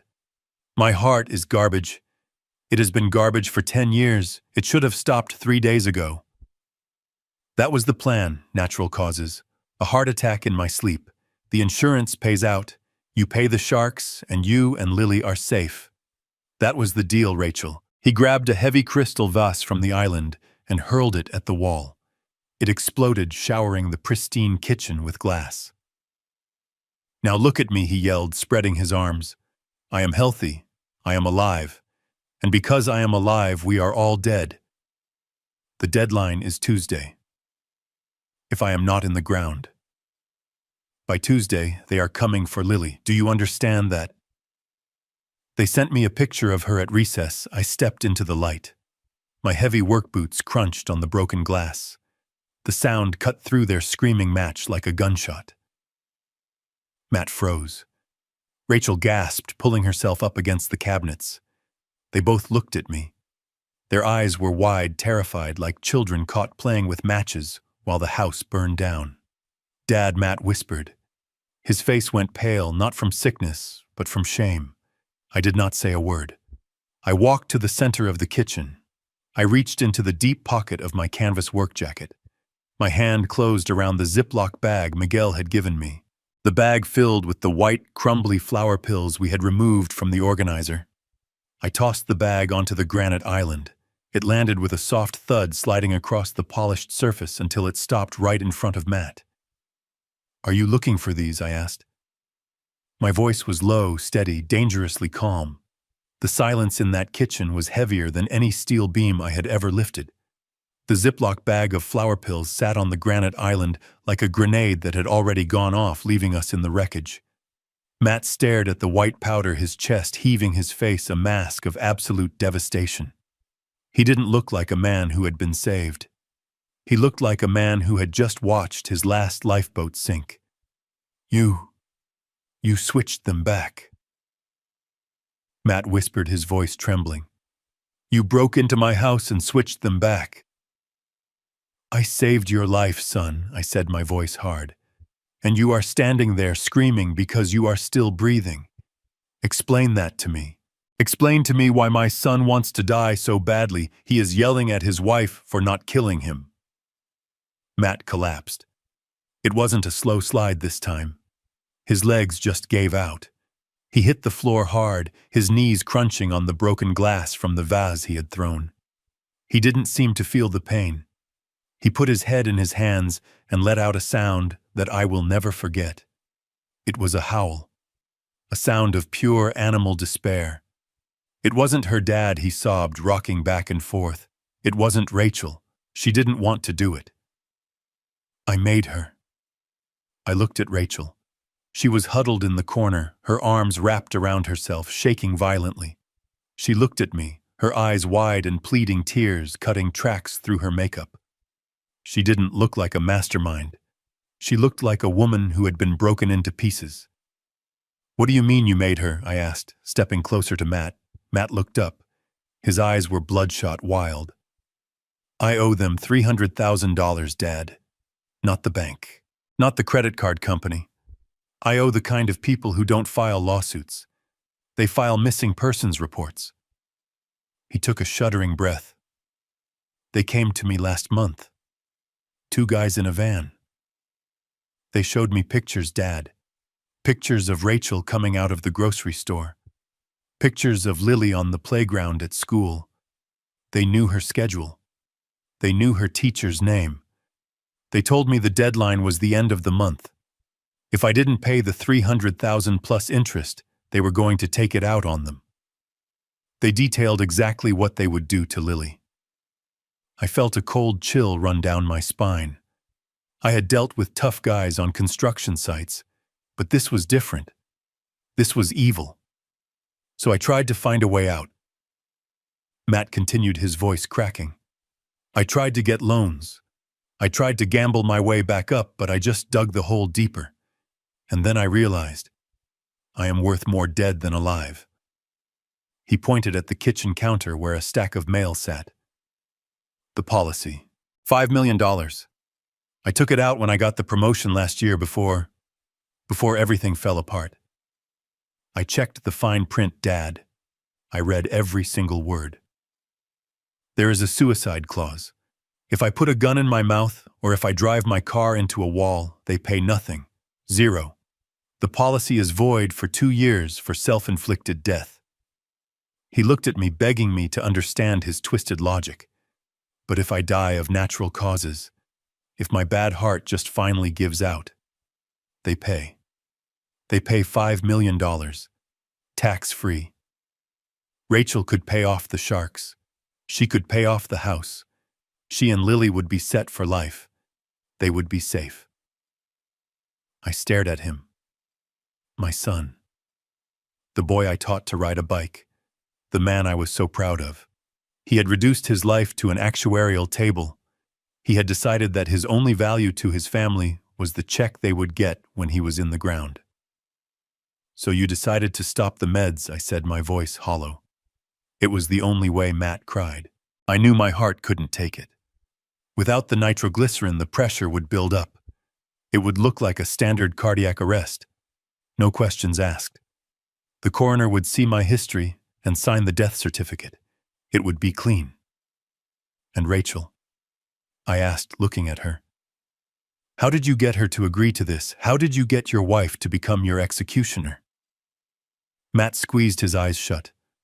"I told her everything. I told her about the threats. I showed her the pictures of Lily. She wanted to go to the police, but I told her we couldn't. If we went to the cops, the sharks would know. They would hurt Lily just to prove a point. I told her there was no other way out." He looked at Rachel, his expression full of shame and sorrow. "She refused, Dad. For days she refused. She begged me to find another way. She said she would sell the house, sell her jewelry, work 3 jobs, but I knew it wouldn't be enough. Not in time. So I gave her an ultimatum. Ultimatum, I repeated. I told her if she didn't help me do it quietly with the pills, I would go find the sharks myself. I told her I would provoke them. I told her I would make sure they killed me in the street. And I told her that if I did that, there was no guarantee they wouldn't hurt her and Lily anyway. I told her this was the only way to guarantee their safety. I forced her hand, Dad. I monstered her into it." Rachel let out a sob that sounded like something tearing. "I did not want to." "Ben," she wailed. "I swear I measured the flour. I cried every time I filled those capsules. Every time I handed him that lunchbox, I felt like I was dying inside. But he said it was for Lily. He said he was doing it for Lily." I looked from one to the other. The tragedy of it was suffocating. 2 people trapped in a nightmare of their own making the worst possible choices out of love and fear. "So the detox," I said, looking at Rachel, "the specialist in New York. That was all you—" "We had to tell you something," Rachel whispered. "Matt was getting sick. You would have noticed. We needed a cover story. I made it up. I thought if you believed he was getting treatment, you wouldn't look too closely. I just wanted to protect you from the truth. I didn't want you to know your son was sacrificing himself. Sacrificing himself." The words hung in the air. Matt didn't see this as suicide. He saw it as martyrdom. He thought he was being a hero. "You fool," I whispered. "You absolute fool." I walked over to Matt. He flinched, expecting me to hit him. Maybe I should have. Maybe he needed it. But I couldn't. I looked down at him, at the man who had thrown away his dignity, his life, and his wife's soul, all for money. "You think this is brave?" I asked, my voice shaking with suppressed rage. "You think leaving your wife with the memory of killing you is brave? You think leaving your daughter without a father is brave? You are not a hero, Matt. You are a coward." Matt looked up, stung. "Dad." "I did it for them, no," I roared. "You did it because you were scared. You dug a hole with your gambling and your greed, and instead of climbing out, instead of asking for help, you decided to bury yourself in it. You were going to let your wife watch you die, gasping for air day after day, knowing she could save you, but couldn't because you threatened her. That isn't love, Matt. That is torture." I pointed at Rachel. "Look at her. Look what you did to her. You didn't save her. You destroyed her, even if the plan worked. Even if you died and she got the money. How was she supposed to live with that? Every time she spent a dime of that $5 million, she would remember that she murdered her husband to get it. You were going to turn her into a shell, just like you." Matt looked at Rachel. Really looked at her. He saw the terror in her eyes, the broken posture. He saw the toll his sacrifice had taken. He slumped forward, defeated. I didn't know what else to do," he whispered. "I was so scared. The image of my son, the strong, capable man I thought I raised, crumbled before my eyes. He wasn't a villain. He wasn't a victim. He was just a weak man who had made a series of catastrophic mistakes and then tried to fix them with the ultimate mistake. I felt a profound sense of loss. I had grieved my wife 6 months ago. Now I was grieving the son I thought I had. That man was gone. In his place was this broken, foolish creature bleeding on the kitchen floor. But he was still my son, and he was still alive. "Get up," I said. My voice was tired, bone-weary. Matt didn't move. I said, "Get up." I grabbed him by the arm and hauled him to his feet. He swayed, unsteady. "The deadline," he mumbled. "It is Tuesday, Dad. They are going to come." "Let them come," I said. "We are done hiding, we are done with lies, and we are certainly done with dying." I looked at the orange bottle he had smashed on the wall. The real medicine was scattered among the glass. "Pick it up," I told Rachel. "Pick up every single pill."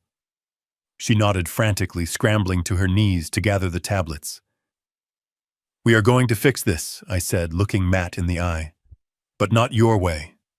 We are going to do it the hard way, the honest way." Matt shook his head. "We don't have $300,000, Dad." "We have nothing." "I know," I said. "But I am still your father, and I am not done yet." I turned away from him, unable to look at his pathetic hope any longer. I walked to the window and looked out at the street. The black SUV was still there, watching, waiting. I pulled out my phone. I had one card left to play, one card I had saved for 40 years.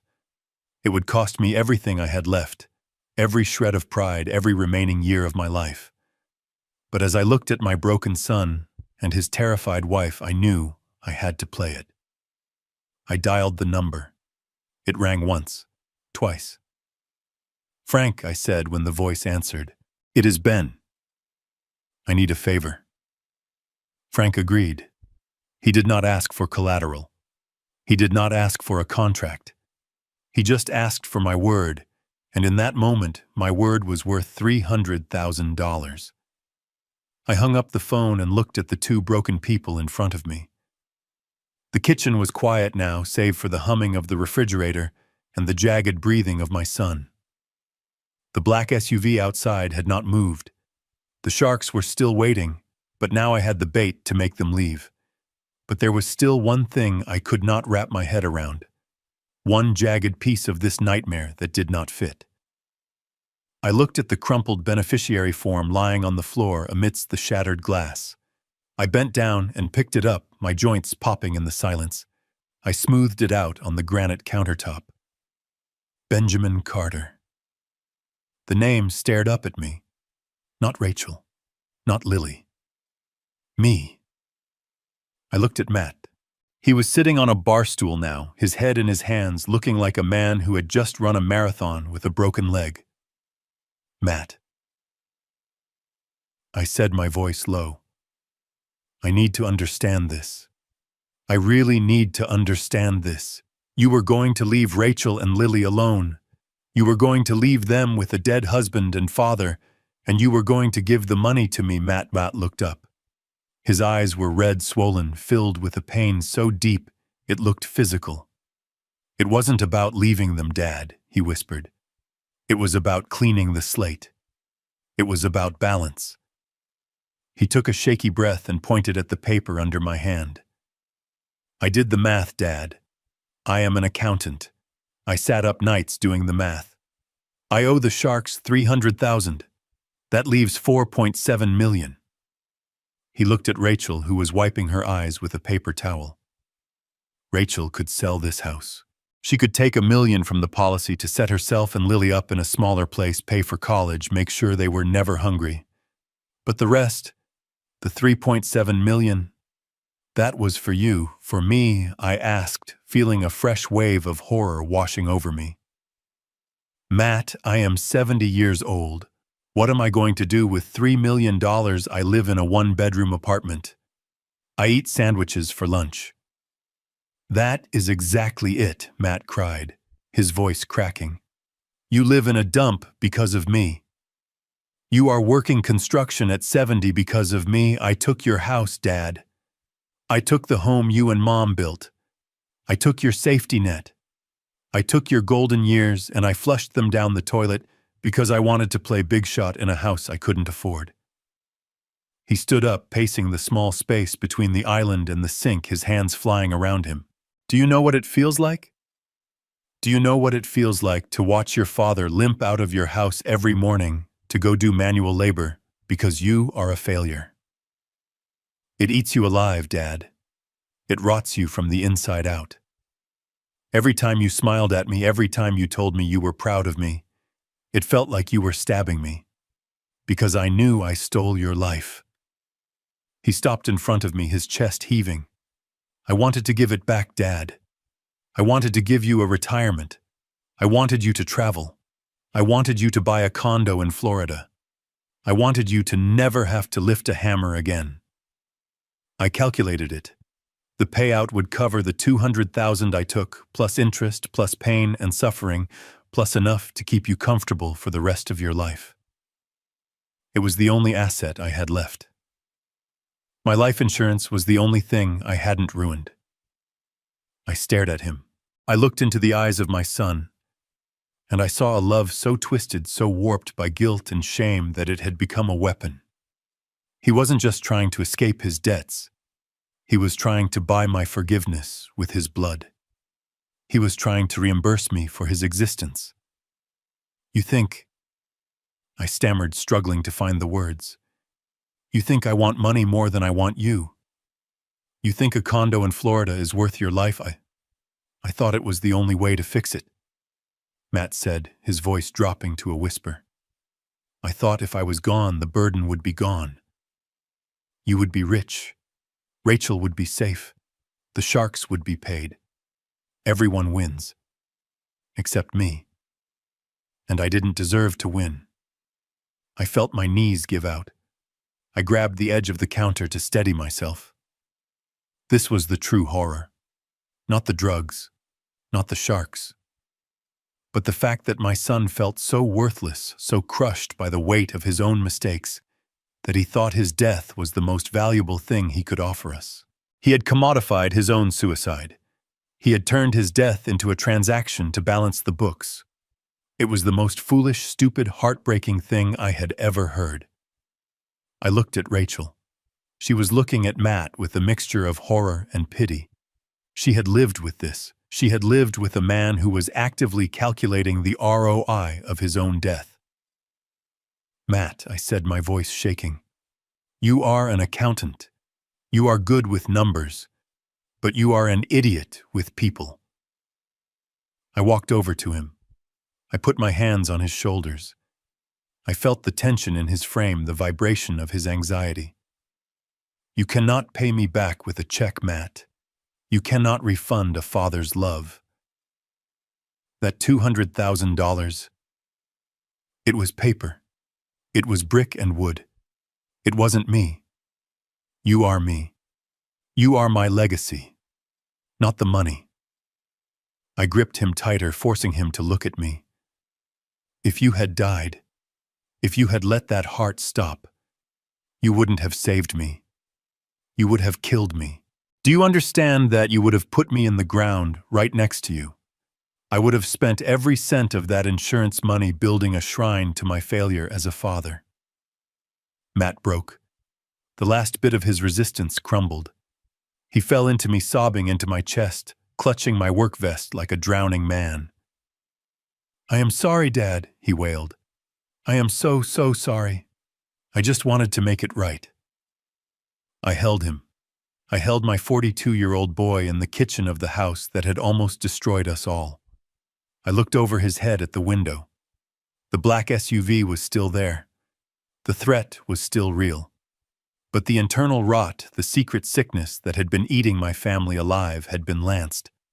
The poison was out. We stood there for a long time. The silence of the house was broken only by Matt's ragged breathing.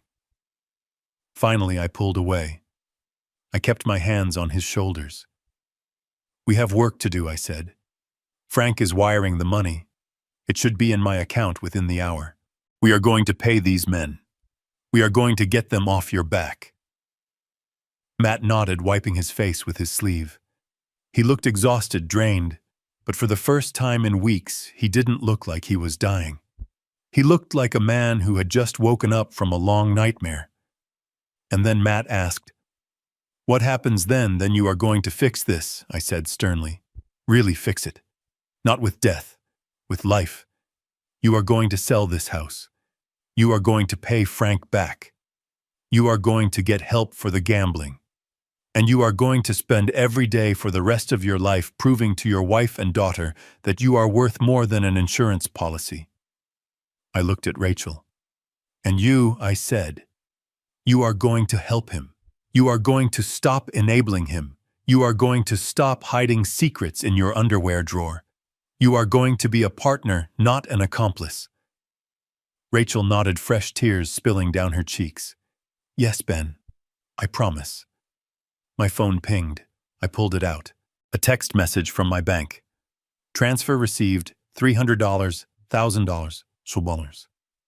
I looked at the number. It was a fortune. It was my freedom. It was my future. And I was about to hand it over to a bunch of criminals to clean up my son's mess. But as I looked at Matt, standing there, breathing, his heart beating a strong, steady rhythm in his chest, I knew I had gotten the better end of the deal. Let's go," I said, turning toward the garage. "Let's go pay the bill." We walked out of the house together. 3 generations of Carters, if you counted the ghost of the man I used to be.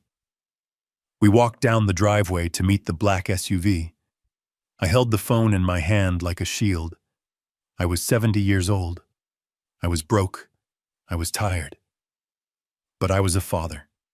And today, that was enough. The black SUV was a dark stain against the suburban twilight.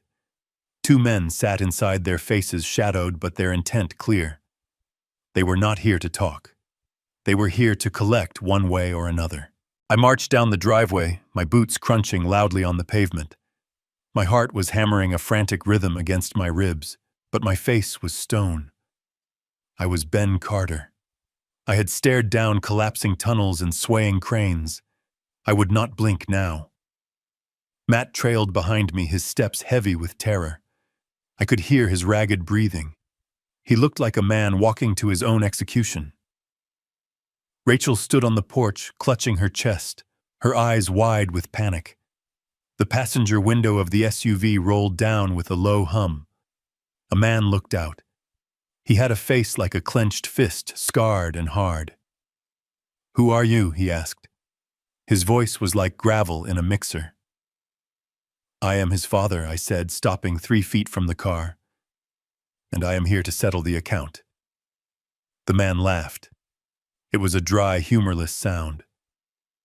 "Unless you are Santa Claus, old man, you do not have what we need. Your boy owes us 300 large, and the clock is ticking." Matt stepped forward, his voice trembling. "Please, just leave my family out of it. I need more time." "We do not give time," the man said, opening the door. He stepped out. He was big, towering over me. He took a step toward Matt, his hand reaching into his jacket. I stepped in between them. I planted my feet. I felt the arthritis in my knees flare, but I ignored it. I said, "I am settling it," I growled. "Right now. Wire transfer. Give me the routing number." The man stopped. He looked down at me, sizing me up. He saw the work clothes, the gray hair, the fire in my eyes. He smirked. "Okay, Pops. You want to play hero? Go ahead." He recited the numbers.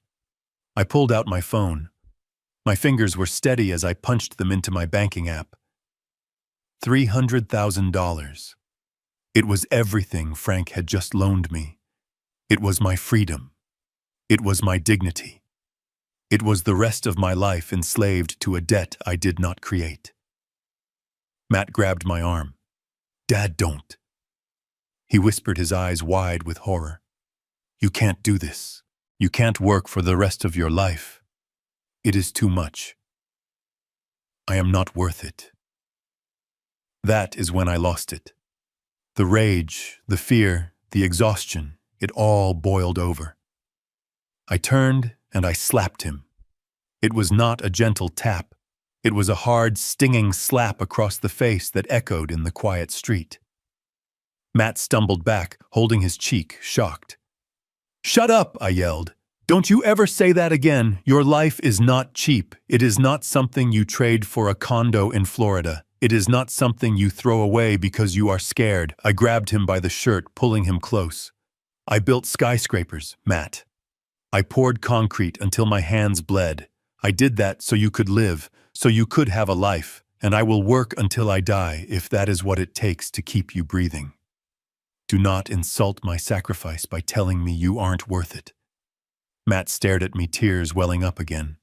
He finally understood. This wasn't about money. It was about value. And to me, he was priceless.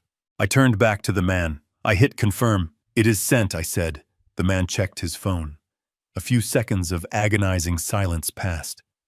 The wind rustled the leaves. My heart pounded. Then the man nodded. The smirk vanished, replaced by a flicker of respect. "It is there," he said.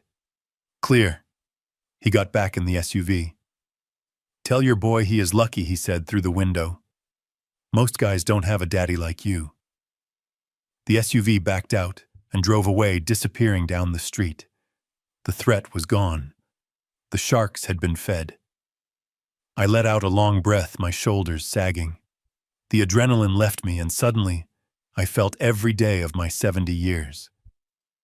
I was tired. So tired. Dad, Matt whispered. "Where did you get that money? Who gave you $300,000? I looked at him. I looked at the house. I looked at the sky. "Frank," I said. I called Frank. Matt's jaw dropped. "Your old boss, but..." "How I sold him the rest of my life," I said simply. I promised him I would run his sites. I would train his crews. I would handle his safety inspections. I told him I would work for free until the debt is paid. "But Dad..." Matt cried. "You are 70. You can't work like that anymore. It will kill you." "Maybe," I said. "But I will die standing up. I will die working, and I will die knowing my son is alive to raise his daughter." I walked over to the porch where Rachel was standing. She looked at me with awe. She had been ready to kill her husband to save her daughter. She had seen no other way.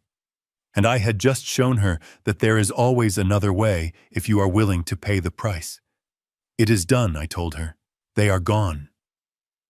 Rachel burst into tears again, reaching out to hug me. I let her. I held them both, my son and his wife, right there in the driveway. We were a mess. We were broke. We were broken. But we were alive. "I am sorry," Matt kept saying. "I am so sorry." "Sorry doesn't pay the rent," I said, pulling away. "We have work to do, real work." I looked at Matt. "First thing tomorrow, we are listing this house. You are going to sell it. You are going to take whatever equity is left, and you are going to pay off your credit cards. You are going to move into an apartment. A small one. One you can afford." Matt nodded vigorously. "Yes.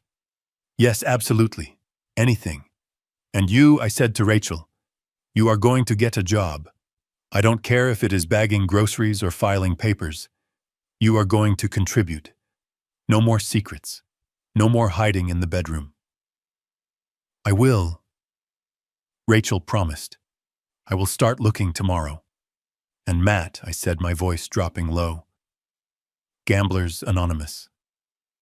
Starting tonight. If I find out you bet on so much as a coin toss, I will personally drive you to the police station." "I promise, Dad," Matt said. "I am done. I swear." I looked at them. They were scared. They were ashamed. But they were listening. For the first time in years, they were actually listening. I walked back to my truck. I needed to sit down. My legs were shaking. I had just signed away my freedom. I had just committed to years of grueling labor when I should be resting. But as I looked back at my son, who was holding his wife alive and safe, I knew I had made the trade of the century. I had bought my son's life for the price of my own comfort. It was a bargain. I climbed into the truck. I looked at my hands on the wheel. They were old hands, weathered, scarred. But they were strong hands. Hands that could still work. Hands that could still build. I started the engine. I had a shift tomorrow, a long one. Frank would expect me at the site at 6 a.m. sharp, and I would be there. I would be the first one there, because that is what a father does. I drove away from the mansion that had almost become a mausoleum. I headed back to my leaky apartment. I was poorer than I had ever been. I was deeper in debt than I had ever been. But as I drove through the city streets, I felt lighter than air. I had won. I had beaten the sharks. I had beaten the lies. I had beaten death itself. And I had done it with nothing but a lunchbox and the truth. The road ahead was going to be hard. It was going to be long. But for the first time in 6 months, I wasn't driving alone. I had my son back, and that was worth every drop of sweat I had left in me. The for sale sign went up on the lawn of the colonial mansion the very next morning. It stood there like a white flag of surrender, signaling the end of an era of pretense. We listed it for $1.1 million, priced for a quick sale. We did not have the luxury of waiting for the market to peak. We needed cash, and we needed it yesterday. When the buyers signed the contract 3 weeks later, I didn't feel a shred of regret. I watched them sign the papers that stripped my son of his status symbol, and all I felt was the lifting of a burden that had nearly crushed us all. The proceeds from the sale were just enough. After paying off the mortgage and the closing costs, there was about $80,000 in equity left. It wasn't a fortune, but it was a lifeline. Matt used every penny of it to pay off the credit cards that had been maxed out to keep up appearances. He cleared the smaller debts, the ones that didn't involve guys in black SUVs, but still kept him awake at night. They moved out the following weekend. No more marble floors. No more 3-car garage. They rented a 2-bedroom apartment in a complex about 5 miles away. It costs $1,200 a month. It has beige carpets and thin walls, and the view is of a parking lot, not a manicured garden. But it is honest. For the first time in his adult life, my son is living within his means. The changes didn't stop with the address. Matt started Gamblers Anonymous the night I paid off the sharks. He goes 3 times a week. I drive him there myself on Tuesdays just to make sure he walks through the door. He sits in a circle of broken men and admits he has a problem. It is not easy for him. I see the shame in his eyes every time he raises his hand to speak. But shame is better than death. He is still working as an accountant, but he picked up a second job doing tax prep on the weekends to help pay me back. He looks tired. He looks worn down. But he also looks solid, like a man who finally has his feet on the ground instead of his head in the clouds. And Rachel. The woman I thought was a monster turned out to be the one who surprised me the most. She didn't run. She didn't divorce him when the money dried up. She got a job. She works at a bakery now, starting at 4 in the morning, kneading dough and frosting cakes. Her hands, once perfectly manicured, are now dusted with flour, real flour this time, not the poison she used to pack. She comes home smelling like yeast and sugar, her feet aching, but she pays the grocery bill with her own money. She sold her designer bags. She sold the jewelry. She stripped away the facade of the perfect housewife and found a real woman underneath. As for me, life has settled into a rhythm that is both brutal and beautiful. I am 71 years old now. My alarm goes off at 4:30 every morning. My joints are stiffer than they used to be. It takes me a good 10 minutes just to get my boots laced up because my fingers are swollen from arthritis. I drive to the site in the dark, sipping lukewarm coffee from a thermos. Frank kept his word. He put me back on the payroll as a senior site safety manager. But I am not doing it for the paycheck. Every Friday, when the direct deposit hits my account, I transfer 70% of it straight back to Frank. It is a slow chip away at the $300,000 mountain I owe him. At this rate, I will be working until I am 85. I will probably die on a job site wearing a hard hat and a neon vest. And you know what, I am okay with that. It is a Tuesday afternoon in November. The wind is whipping off Lake Michigan, cutting through my canvas jacket. I am standing on the 4th floor of a new high-rise, checking the safety rails. The city of Chicago sprawls out below me, gray and steel and cold. My back is screaming. My knees feel like they are filled with broken glass. I am tired. I am so incredibly tired. Ben. I turn around. Standing near the construction elevator are two figures, one tall, one small. It is Matt and Lily. They look out of place here amidst the concrete dust and the noise of rivet guns. Matt is wearing his cheap suit from his office job, his tie loosened. Lily is in her pink winter coat, holding her father's hand. "Hey, Dad," Matt calls out, waving. "We brought you something." I walk over to them, my boots heavy. Lily breaks free and runs to me. "Grandpa," she yells, wrapping her little arms around my dusty legs. I hug her tight, smelling the strawberry shampoo in her hair. It is the best smell in the world. Better than money. Better than retirement. "Rachel is working a double shift," Matt says, walking up to us. "So I picked up the munchkin, and we thought we would bring you lunch." He holds out a metal lunchbox. It is red. My old red lunchbox. I take it. It feels heavy, solid. I checked it twice, Matt says, a small, sad smile playing on his lips. No mix-ups, just a roast beef sandwich, an apple, and a thermos of soup. Rachel made it this morning before she left. I look at him. He looks healthy. His color is good. His eyes are clear. The shadows that used to haunt his face are gone, replaced by the fatigue of an honest man working hard to fix his mistakes.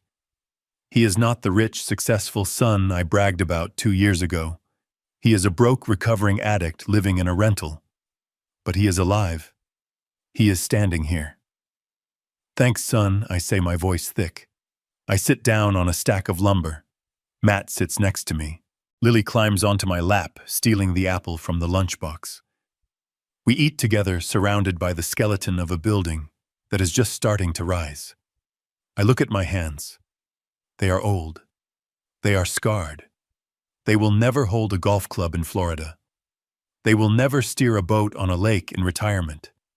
They will hold hammers and drills and safety clipboards until they can't hold anything anymore. I have lost my golden years. I have lost my financial freedom.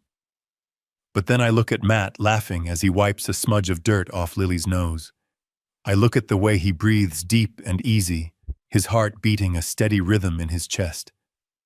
The heart that should have stopped. The heart I restarted with a stolen key and a desperate gamble. I realized something then. We spend our lives trying to build things. Houses, bank accounts, legacies. We think that is what makes us fathers. We think providing is about the check we write. But it isn't. Providing is about being the wall that stands between your children and the storm. It is about being the safety net when they fall, even if catching them breaks your own back. I took a bite of the sandwich. It tasted like roast beef and horseradish. It tasted like life. I am Ben Carter. I am 71 years old. I have $300,000 of debt and a bad back. I am the poorest man on this construction site. But as I sat there watching my son and granddaughter, I knew I was the richest man in Chicago. I had thought my daughter-in-law was trying to kill my son. The truth was worse. My son was trying to kill himself to save me. He thought his death was the only gift he had left to give. But he was wrong. His life was the gift. Sometimes being a father doesn't mean you get to rest. Sometimes it means you have to pick up your tools again when you are tired and old. It means you have to carry the weight of their mistakes on your shoulders because yours are the only ones strong enough to bear it. And as I watched the sun glint off the steel beams, I knew I would do it all again. I would sell the house again. I would break into the bedroom again.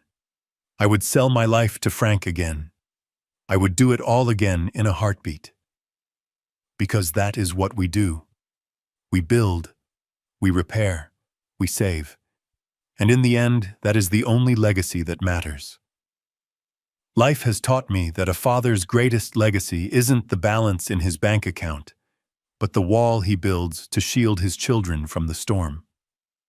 I lost my retirement and must work hard at 70, but I have no regrets.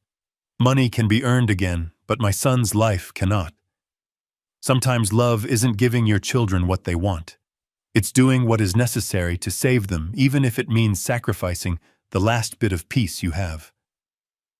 That is the true, unshakable meaning of family. If this story of sacrifice and a father's undying love touched your heart, please hit the like button and subscribe to the channel right now. Don't forget to share your thoughts below. Would you be willing to sacrifice your entire future to save your child from their own mistakes? See you in the next story.